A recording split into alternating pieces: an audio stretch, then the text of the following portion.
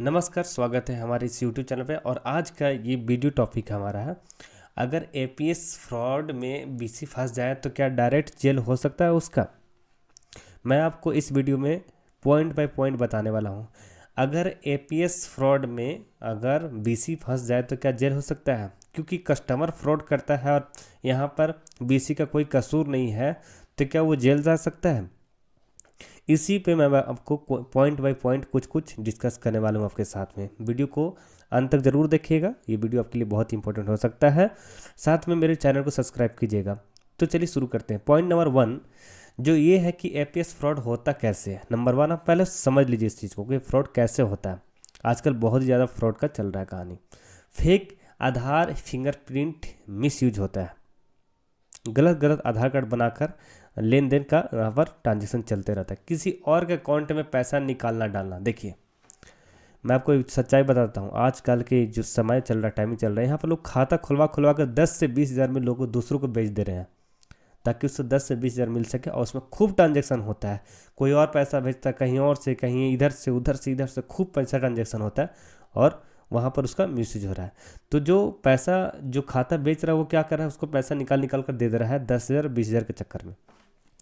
Fraud money withdrawal भी BC के द्वारा ही हो जा रहा है। उसको पता भी नहीं है, बीसी के पास जाकर पैसा निकाले रहा, उसके बदले में कुछ पैसा उसको, जैसे 50 हज़ार निकाला, 1000 रुपये दे दिया उसको।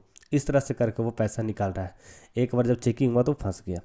कस्टमर बोलता है मैंने पैसा नहीं निकाला है, और यहाँ पर फंसता कौन है, बीसी। तो एक भी फ्रॉड है।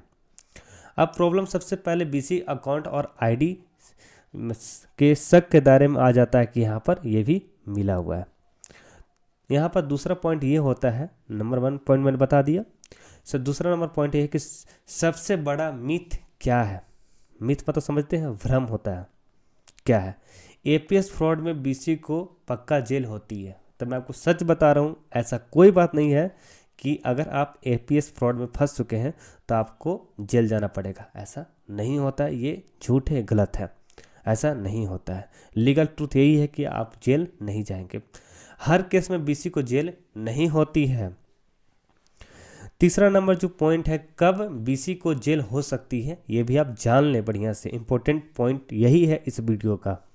नंबर 1, बीसी को तब लीगल प्रॉब्लम होती है जब बीसी को डायरेक्ट, मतलब कि इन्वॉल्वमेंट, मतलब कि डायरेक्ट वो दिख रहा है कि उसमें मिला जुला है, वही खाता खुलवा रहा है, वही करवा रहा है, वही कस्टमर ला रहा है, वही खाता बेचवा रहा है। तब जैसे कि फेक फिंगरप्रिंट यूज किया हो तब होता है। कस्टमर का बिना पैसा पूछे निकालना, कमीशन के लालच में गलत काम करना, इससे भी होता है। और सीसीटीवी जो लॉक्स पे प्रूव हो जाए कि ये आदमी लेन देन गलत कर रहा था, यहाँ पर इस केस में एफआईआर होगा और आईपीसी प्लस आईटी एक्ट भी आपके ऊपर लगेगा। अरेस्ट पॉसिबल है, जेल हो सकता है ऐसे कंडीशन में। कब बीसी को जेल नहीं होती है, चौथा नंबर पॉइंट पे 90% केस ऐसे हैं, मतलब मान लीजिए आपका गलती है, लेकिन 90% ऐसा केस है कि आपका जेल नहीं होगा। कस्टमर के सामने ट्रांजेक्शन करें, आधार कार्ड प्लस फिंगर जो कस्टमर का ही हो, फेक अप नहीं यूज करें। सीसीटीवी कैमरा रिकॉर्डिंग अवेलेबल रखना चाहिए। ट्रांजेक्शन स्लिप जरूर दें और रजिस्टर में मेंटेन जरूर करें। बैंक को टाइम पर इंफॉर्मेशन दे दे अगर आपसे गलती होता है तो। इनकेस जेल नहीं होगा और क्रिमिनल केस भी नहीं बनेगा, तो बीसी सिर्फ विटनेस रहेंगे कि ऐसा ऐसा हुआ, लेकिन मैंने सब कुछ यहाँ पर जाकर ब्रांच में बताया। अब 5वां नंबर पॉइंट पर आता है कि ग्राउंड रियलिटी क्या है, सच्चाई जो आपको नहीं बताया जाता है। मैं आपको बताना चाहता हूँ कि पहले बैंक एक्शन लेता है, नंबर 1, बीसी आईडी ब्लॉक कर देता है वहाँ से।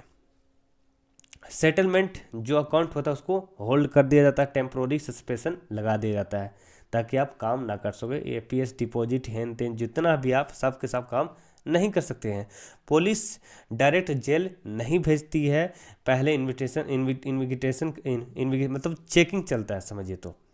और बीसी को रोल चेक होता है, मतलब पूछताछ किया जाता है। ज़्यादा केस में बीसी क्लीन निकल जाते हैं। छठा नंबर पॉइंट पे मैं आपको बताना चाहता हूँ कि एपीएस फ्रॉड में legal section, simple language, IPC 420 cheating जब इन्वॉल्वमेंट में होते हैं, आईपीसी 468 और 471 फॉरगरी फर्जरी मतलब होते हैं, और IT एक्ट 43/66 डिजिटल फ्रॉड के केस में आपको सिर्फ जब आप इतना बड़ा कुछ कांड कर देते तब ये सब आपके ऊपर लगेगा, तभी आप जेल वगैरह जा सकते हैं। 7वां नंबर पॉइंट पे है कि BC को बचने के लिए गोल्डन रूल क्या क्या है। कस्टमर के बिना APS ट्रांजैक्शन नहीं करना चाहिए। फिंगरप्रिंट का खुद से मत लगाओ। CCTV कैमरा हमेशा ऑन रखो और डेली ट्रांजैक्शन रिपोर्ट सेव रखो। फ्रॉड डॉट लगे तो ट्रांजैक्शन ना करें और बैंक को रिटर्न कंप्लेंट लिख दें।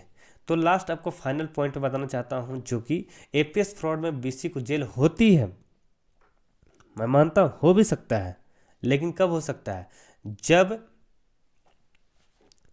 जब BC इनोसेंट हो, ठीक है ना, BC इन्वॉल्व हो तभी हो सकता है। अगर मान लीजिए कि अनजान है, BC को पता ही नहीं, ट्रेनिंग दिया गया पता ही नहीं, और वो उससे गलती हो गया, लेकिन गलती होने के बाद जाकर वो बता देता है ब्रांच में, तो उसको जेल नहीं होगा। लेकिन वही गलती क्या है कि जो जानकार का BC है, बहुत सालों से चला रहा है, वो जानने के बाद भी जाकर वहाँ बैंक में नहीं बोलता है, तो उसको हो सकता है इन सभी एक्ट को लगाकर।